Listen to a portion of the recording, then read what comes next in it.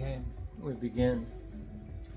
This is the second what God said, because I already did the first and the third.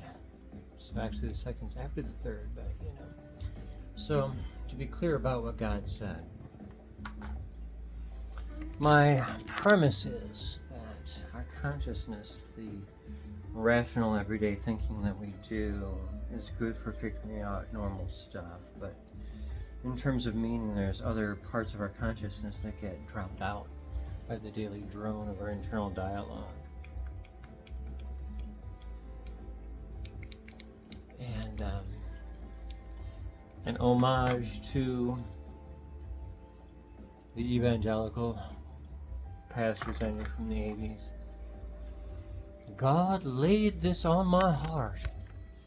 What's more important than seeing me is to see the kitty, of course. This is Suki Sue. She's my spiritual teacher. She's my Yoda. There she is. So anyway, the droning in her voice, which I know I certainly have, parts of her consciousness hide underneath there. And getting in touch with them is a trick. They don't speak the way that internal dialogue speaks in rational, logical, verbal ways. These things are beyond verbal. Pop up as epiphanies. Gotta love epiphany.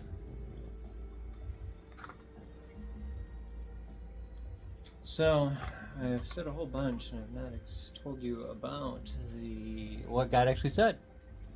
Now I'll tell you what God actually said. So, the vision God gave me was that there was a parking lot of cars. They all have the keys in them.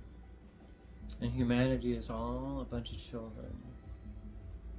And we figure out how to play the radios in the cars. And so what do we do as a species? Well, we argue about who's got the one true radio station. Well, here's the irony.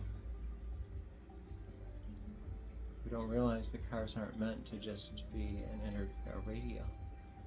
They're meant to take us someplace, to take us to places.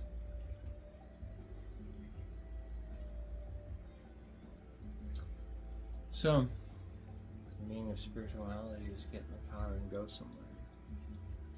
It's not to listen to the one true radio station, have the one true dogma. So that message from God came in about 2005, I believe, somewhere around there. And it will be the subject of what God said, Volume 2. I'm sorry, Volume 2. The Europeans, if that's offensive, I apologize. But that's what God said. And see my kitty? Yeah, she's my teacher of Zen. Yeah. But anyway, that's what God said.